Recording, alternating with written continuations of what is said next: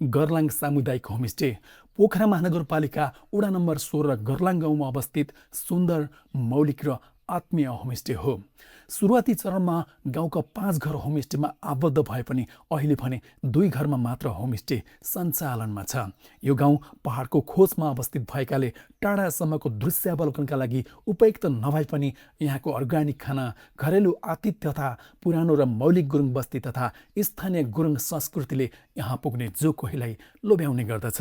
यहाँ आउने पाहुनालाई पूर्णतया अर्ग्यानिक र स्थानीय उत्पादनहरूबाट बनेका परिकारहरू पस्कने गर्लाङ सामुदायिक होमस्टेका अध्यक्ष डोरबहादुर गुरुङले बताउनुभयो। नमस्ते, मेरो नाम डोरबहादुर गुरुङ, गर्लाङ गाउँ सामुदायिक होमस्टेको अध्यक्ष। अहिले चाहिँ हाम्रो गाउँमा चाहिँ पहिला 5 घर थियो, अहिले चाहिँ 2 घर मात्रै लगभग सञ्चालनमा आएको छ होमस्टे।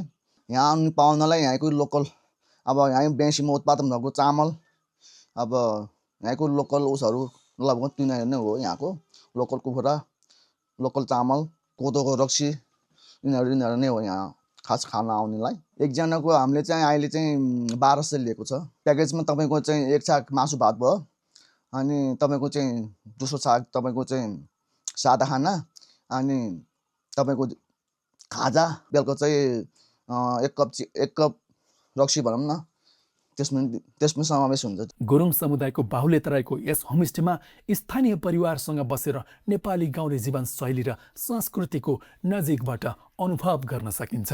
बसाइसराईले गाउँ खाली हुँदै गइरहेको अवस्थामा गाउँमै आय आर्जनको सिर्जना गरी गाउँ चलायमान गराउन होमस्टे सञ्चालन गरिएको भन्दै एकपटक सेवा गर्ने मौका दिन पनि अध्यक्ष गुरुङले सबैलाई आग्रह गर्नुभयो। हामी चाहिँ अब होमस्टे सञ्चालन गरिरहेको छौँ। तपाईँहरू चाहिँ आएर बस्न सक्नुहुन्छ, हेर्न सक्नुहुन्छ। यहाँको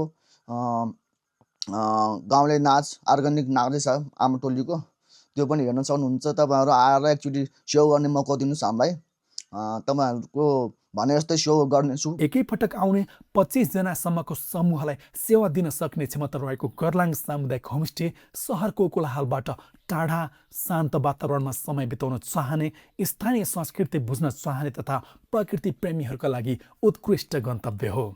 यो होमस्टे पोखराको लामाचौर, ढिकीडाँडा, हरिपाउ तथा महेन्द्र गुफा, जयमुरे हुँदै 1 घन्टामा पुग्न सकिन्छ।